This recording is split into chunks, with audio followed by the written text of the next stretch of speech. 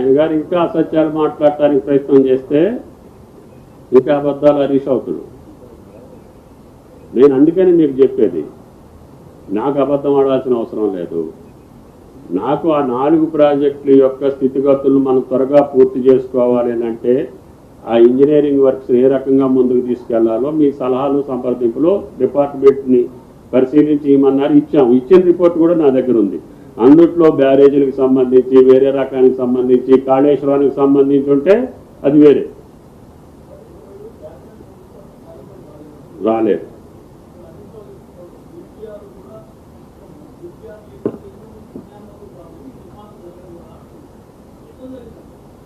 అందుకని క్యాబినెట్కి వచ్చినట్టుగా ఏదన్నా ప్రూఫ్ ఉంటే గురువు గారు తీయమని చెప్పండి.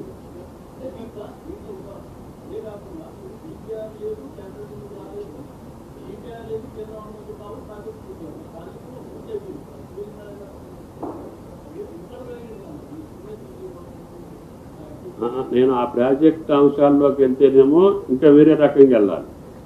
నేను ఈ సబ్ కమిటీకి సంబంధించి రాజేందర్ గారి యొక్క ప్రకటనకు సంబంధించి మాత్రమే నేను క్లారిఫై చేయదలుచుకున్నా. ఎందుకంటే కమిషన్ విచారణలో ఉంది కాబట్టి కమిషన్ యొక్క విచారణలో ఉండగా నేను దాని మీద వేరే రకమైన ప్రకటన చేస్తే అది మంచిది కాదనేది నా పర్సనల్ ఉద్దేశం.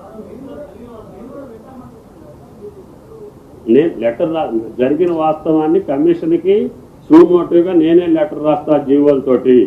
సబ్ కమిటీకి కాళేశ్వరానికి సంబంధం లేదు, కాళేశ్వరం క్యాబినెట్కి రాలేదు. ఈ 2 అంశాలు రాజేంద్ర గారు తప్పు చెప్పారు కాబట్టి అది వాస్తవం కాదు, ఆ పెద్ద ఆయనకి తగదు అని చెప్తున్నా.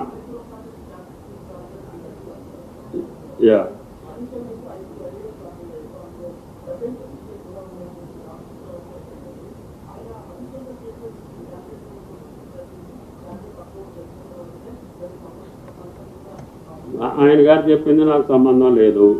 క్యాబినెట్కి వచ్చినట్టుగా ఆయన క్యాబినెట్ అప్రూవల్ ఇవ్వమనండి, లేకపోతే ఆయన రాసింది కూడా ఆ ఫైల్లో ఉంటుంది. కాబట్టి నేను కాళేశ్వరం ప్రాజెక్టు యొక్క వ్యవహారంలోకి నేను వెళ్ళదలుచుకోలేదు.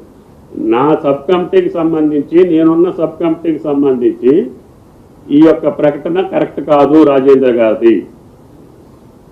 దాని టర్మ్స్ ఆఫ్ రెఫరెన్స్ వేరు, ఆయన చెప్పింది వేరు. ఆయన అడిగింది కాళేశ్వరాన్ని గురించి. ఆయన మిగతా ప్రాజెక్టుల యొక్క పునర్నిర్మాణ చేసినటువంటి సబ్ కమిటీ విషయాన్ని ఆయన కమిషన్ ముందు చెప్తున్నాడు. రికమెండేషన్స్ ఉన్నాయి, ప్రతి ప్యాకేజీకి ఉన్నాయి. అవన్నీ నేను కమిషన్కి పంపిస్తాను. అసత్యం కాదు, జరిగినట్టు చెప్తాను. అది మీరు విశ్లేషించాలి.